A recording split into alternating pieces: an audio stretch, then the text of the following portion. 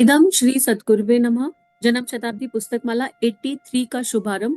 देवता हमें क्या दे सकते हैं? गुरुदेव हमें ये बताना चाहते हैं। इसके पहले गुरुदेव ने हमें बताया कि देवता के अनुदान पाने हैं तो फिर उसका प्री रिक्विजिट क्या है और हमें अपनी जो अप्रोच है, अपनी जो सोच है, उसको किस तरह किस दिशा में लेकर जाना है। और अब परम पूज्य गुरुदेव ये बता रहे हैं कि एक बार हम उस श्रेणी में आकर बैठ गए, हमें समझ में आ गया कि देवताओं से कैसे प्राप्त किया जा सकता है, तो हमें ये भी समझने की आवश्यकता है कि देवता हमें दे क्या सकते हैं, हमें उनसे क्या मांगना है और क्या नहीं। और क्योंकि ये नई पुस्तक का, नए प्रवचन का शुभारंभ है, तो हमें फिर से ये याद करना है कि ये ऑडियो भगवान की कृपा से हमारे पास आया है। और अगर आया है तो इसमें हमारे लिए डेफिनेटली कुछ है, हमको ध्यान से सुनना है, मुख्य अंशों को नोट करना है और फिर इन पुस्तकों को, इस ऑडियो को पूरे विश्व में फैला देना है, ताकि परम पूज्य गुरुदेव की लेखनी जन जन का कल्याण करती चले और दीप से दीप जलता चले। अब इस क्रम में गुरुदेव कह रहे हैं, यह अध्यात्म सही नहीं है। कौन सा? मित्रों, अध्यात्म उस चीज का नाम है जो आदमी के व्यक्तित्व और स्तर को ऊपर उठा देता है। जो अध्यात्म आदमी के व्यक्तित्व और उसके स्तर को नीचे गिराता हो, मैं उसे अध्यात्म नहीं मानता। उसके पीछे मैं बहुत नाराज हूँ। इसलिए हर क्षेत्र में हम बगावत पैदा करते हैं। हम जहाँ अनैतिकता के विरुद्ध बगावत पैदा करते हैं, जहाँ अवांछनीयता के विरुद्ध बगावत पैदा करते हैं, वहीं हम इस नकली अध्यात्म के विरुद्ध भी बगावत पैदा करते हैं। फिर तो आप कम्युनिस्ट हैं। कम्युनिस्ट तो नहीं है बेटे, पर हम कम्युनिस्ट की आवाज में आवाज लगाकर कह सकते हैं कि अवांछनीय अध्यात्म जो आज चारों तरफ फैल गया है, अगर यह नष्ट होता है तो मुझे इससे प्रसन्नता होगी। आपका यह अखंड कीर्तन बंद हो जाएगा तो आपकी नाराजगी है? नहीं, मुझे कोई नाराजगी नहीं, मुझे बहुत प्रसन्नता है। ये कौन से मंदिर हैं? भिन्न भिन्न देवियों के मंदिर गिरे पड़े हैं, तो आपको नाराजगी है? नहीं बेटे, मुझे बहुत खुशी है। मनसा देवी जो आपकी मनसाओं, आपकी इच्छाओं को बिना कीमत चुकाए देना चाहती है, केवल 15 पैसे का प्रसाद खा लीजिए और हमारी मनसा पूरी कर दीजिए। बेटे, हम आपकी ऐसी मनसा देवी से बहुत ज्यादा नाराज हैं। मित्रों, क्या करना चाहिए? मैं ये कह रहा था कि आध्यात्मिकता का मौलिक आधारों का प्रतिपादन होना चाहिए, ताकि उससे हम वास्तविक फायदा उठा सके, जैसा कि हमारे पूर्वजों ने उठाया। हमारे पूर्वजों ने आध्यात्मिकता का पूर्ण लाभ लिया। उन्होंने आध्यात्मिकता के हर क्षेत्र में शानदार फायदे उठाए। उनके व्यक्तित्व बहुत शानदार होते थे। मैं आपको एक बात बताना चाहता हूँ कि जिन चीजों को आप चाहते हैं, जिन सुविधाओं को आप चाहते हैं, जो संपदाएं आप चाहते हैं, वे अच्छे व्यक्तित्व के पीछे पीछे चलती हैं। रोशनी के पीछे छाया चलती है। आप रोशनी की तरफ मुंह करके चलिए, छाया आपके पीछे जाएगी। आप छाया के पीछे चलिए, छाया की तरफ मुंह करके भागिए, तो रोशनी भी आपके हाथ से चली जाएगी और छाया भी पकड़ में नहीं आएगी। आप अपने व्यक्तित्व को ऊंचा उठाइए। देखो, ये बात गुरुदेव हमें कई कई बार समझा चुके हैं। पहले हम यहाँ पर एक बस इतना समझ लेते हैं कि अध्यात्म का मतलब क्या होता है, इस शब्द का अर्थ क्या है। इस शब्द का अर्थ है अधिक, अधि प्लस आत्मा, आत्मा के निकट आना, आत्मा के और अधिक पास आना। और हम क्या कर रहे हैं? हम भगवान में तो मान रहे हैं, ये बहुत कॉमन बात है, पर भगवान की नहीं मान रहे। हम अध्यात्म के नाम पर क्या करते हैं? भगवान को ब्राइब देते हैं। ये बात कई कई बार आ चुकी। हम अध्यात्म के नाम पर क्या करते हैं? अपनी मनोकामनाएं, अपनी इच्छाएं भगवान को बताते हैं। और वो भी कौन सी इच्छा? दैहिक इच्छा, दैविक इच्छा नहीं, दैहिक इच्छा। अब मान लीजिए किसी के पास कोई प्रतिभा है, यानी पैशन है। हम उस पैशन को पूरा करते हैं, पर उस पैशन को हम जीविका कमाने के लिए पूरा करते हैं। और जीविका कमाने के लिए पूरा करते हैं तो फिर कंपैरिजन की एनर्जी, ईर्ष्या की एनर्जी से पूरा करते हैं। अगर हम अपनी प्रतिभा को, अर्थात अपने पैशन को कंपैशन के साथ पूरा करना शुरू कर दें, तो वो पैशन हमें सब कुछ दे देगा जो देने की आवश्यकता है। पैशन पूरा करना है, भावनाओं को समझना है, अंतःकरण में उतरना है, पर अध्यात्म के सही अर्थ को समझना है। जो अध्यात्म नीचे के 3 चक्रों से निकल कर आ रहा है, वो अध्यात्म हमें कुत्ता बिल्ली की श्रेणी में रखता है। भगवान ये दे दो, भगवान वो दे दो, उसमें ग्रैटिट्यूड की एनर्जी होती ही नहीं। हम कभी ये सोचते ही नहीं कि भगवान ने हमें क्या दिया है। हमारा फोकस उस तरफ रहता है कि भगवान ने क्या नहीं दिया, या किसने हमें क्या नहीं दिया। हमें चारों तरफ से बहुत कुछ मिल रहा है, पर हम उसको ग्रैटिट्यूड नहीं डालते। फॉर एग्जाम्पल, एक सब्जी वाला आपको रोज सब्जी दे रहा है। उसने 1 महीने आपको बहुत बढ़िया सब्जी दी, और 2 दिन उसने सब्जी खराब दी, तो आपको वो 2 दिन की खराब सब्जी याद रहेगी, और उस 2 दिन के ब्याह पर आप उसको 4 बातें मन मन में सुना देंगे या ऊपर से सुना देंगे। और उस 2 खराब दिन के ब्याह पर आप ये सोच लेंगे अब मुझे किसी और से सब्जी लेनी है, पर हमको वो 30 दिन याद नहीं रहेंगे। ये जो एनर्जी है ना, ये कंपैरिजन की, डिस्टिंग्विश की एनर्जी है, नीचे के चक्रों से आती है। पर जो कंपैशन की एनर्जी है, उसमें ग्रेटिट्यूड रहता है, उसमें किसी का किया हुआ अच्छा भी याद रहता है। तो परम पूज्य गुरुदेव कह रहे हैं, मुझे ऐसा अध्यात्म पसंद नहीं है। मनसा देवी का मंदिर, मनसा देवी के मंदिर की मैं आपको हालत बताऊं, अगर वहां पर हर 10 कदम पर अभी आज की परिस्थिति, मतलब मैं अभी 2-3 महीने पहले गई थी, हर 10 कदम पर आपको एक कोई ग्रुप मिल जाएगा। अब वो सही और गलत की बात नहीं है, हो सकता है उनका सत्य वही हो और वो सही हो अपनी जगह। पर यहाँ पर जो अध्यात्म गुरुदेव समझा रहे हैं, उस अध्यात्म में वो पचा नहीं। पर ठीक है, सबके लिए राधा राधा राधा, और हमको किसी के लिए धारणा नहीं बनानी। पर वहां हर 10 कदम पर किसी ना किसी बहाने से आपसे पैसे मांगे जाते हैं, श्री नहीं, पैसे। किसी ना किसी रीजन से आपको डराकर, धमकाकर, ऐसे बताकर, वैसे बताकर, बस ऐसी जगहों पर जाकर अपने को मौन रखना है। हमें किसी के लिए धारणा नहीं बनानी, हमें उस सही और गलत में उलझना नहीं, हमें किसी को ये समझाना नहीं कि आप सही कर रहे हो कि गलत कर रहे हो। अगर हम जागृत हैं, हम सही कर रहे हैं, तो हमें कोई घबराहट होगी नहीं और हम इन सब चीजों में उलझेंगे नहीं। कोई कितना भी डराए, हम डरेंगे नहीं। तो गुरुदेव कह रहे हैं कि मुझे ऐसा भगवान से बहुत आपत्ति है जो कहता है कि तुम मेरे आगे नाक रगड़ो, मेरे आगे गिड़गिड़ाओ, और तुम मेरी माला, मेरे नाम की माला जपो, तो मैं तुम्हारी इच्छाओं की पूर्ति कर दूंगा। ऐसा भगवान तो फिर बायस्ड होगा। 50 माला वाले के लिए गिफ्ट, अलग गिफ्ट, 100 माला वाले के लिए अलग गिफ्ट, 200 माला वाले के लिए अलग गिफ्ट। आप इमेजिन करो एक संसार जहां भगवान के अनुदान नंबर ऑफ मालाओं के आधार पर मिलते होते। तो पता है आपको, हम लोग इतने मेहनती हैं, ये मानव शरीर में हम इतने मेहनती हैं, इतने श्रमशील हैं, तभी तो पैसा कमा पा रहे हैं। ऐसा कोई एक जना है जो सुबह से लेकर रात तक मर कट नहीं रहा, अपने आप को खपा नहीं रहा? हर कोई अपने आप को खपा रहा है। वो अलग बात है कि हम अपने आप को दैहिक जीवन में अपनी जीविका कमाने के लिए खपा रहे हैं। जीविका कमाते कमाते जीवन को भूल चुके हैं, जीवन हमारे हाथ से पूरी तरह निकल गया है। हर कोई खट रहा है। तो हमारे अंदर शक्ति बहुत है। अगर हमको ये पता चल जाए कि भगवान का सिस्टम ऐसा है, तो हम लोग ना ऐसे हैं कि सारा काम छोड़ के, जो जीविका वगैरह कमा रहे हैं वो सब छोड़ के, एक एक जन 500-500, 600-600 माला करना शुरू कर देगा। और कंपटीशन हो जाएगा इतना बढ़िया वाला, इतना जबरदस्त वाला, कि ऐसे ऐसे लोग निकल कर आएंगे, हजार हजार माला करने वाले एक दिन में। ऐसे ऐसे लोग निकल कर आएंगे सब कुछ छोड़कर, क्योंकि पता है कि जो ज्यादा माला करेगा भगवान उसको ज्यादा देगा। तो हर कोई ये सोचेगा मेरी माला सबसे ज्यादा हो जाए। और श्रम की शक्ति हमारे पास है, तभी तो हम अपना जीवन दिनचर्या बिता रहे हैं सुबह से लेकर रात तक। हम श्रम गलत दिशा में कर रहे हैं वो एक अलग बात है, पर श्रम की शक्ति तो है। तो परम पूज्य गुरुदेव इस अध्यात्म को पूरा खंड खंड कर रहे हैं, इसका खंडन कर रहे हैं। गुरुदेव कह रहे हैं कि आप दिव्यता के पीछे नहीं जा रहे, आप परछाई के पीछे भाग रहे हैं। ना तो परछाई हाथ आएगी, ना प्रकाश हाथ आएगा। आप प्रकाश के पीछे चलेंगे तो बाकी सब अपने अपने आप आएगा।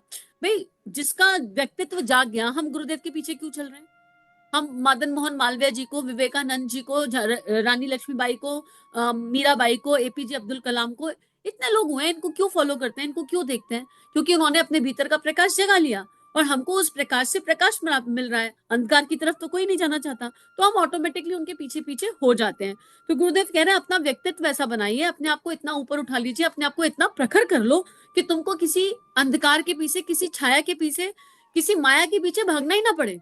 और बाकी सब चीजें, जब आत्मबल और ब्रह्मबल का जागरण होता है, तो बाकी पांचों शक्तियां अपने आप आ जाती हैं। यानी जिसका आत्मबल और ब्रह्मबल जागरण हुआ, जिसका, उसको इमोशनल, मेंटल, फिजिकल, फाइनेंशियल और सोशल, ये पांचों शक्तियां अपने आप बाय डिफॉल्ट मिलती हैं। ये एक सिंपल प्रोसेस है कि ये आएगा ही। मतलब आप कभी रिफाइंड ऑयल लाए बॉटल में, तो क्या ये संभव है कि आपको रिफाइंड ऑयल मिले और बॉटल ना मिले साथ में? आप अगर रिफिल पाउच भी ला रहे हैं तो किसी पॉलिथिन में आता है ना, तो ऑयल के साथ पॉलिथिन बाय डिफॉल्ट आएगी आएगी ना, वो वाली जिसमें रिफाइंड ऑयल आ रहा है। रिफाइंड ऑयल की बॉटल में आएगा ही ना। ऐसा तो है नहीं कि हथेली पे कोई आपको ऑयल दे देगा, पॉसिबल नहीं है।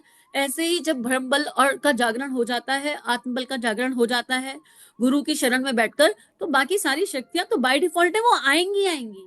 क्योंकि ये एक ऐसी पॉलिथिन है, ब्रह्म बल और आत्मबल ऐसी बॉटल है जिसके अंदर बाकी सब कुछ भरा हुआ है। अरे पूरा ब्रह्मांड भरा हुआ है इसमें, तो उस ब्रह्मांड में क्या ये शक्तियां नहीं बैठी?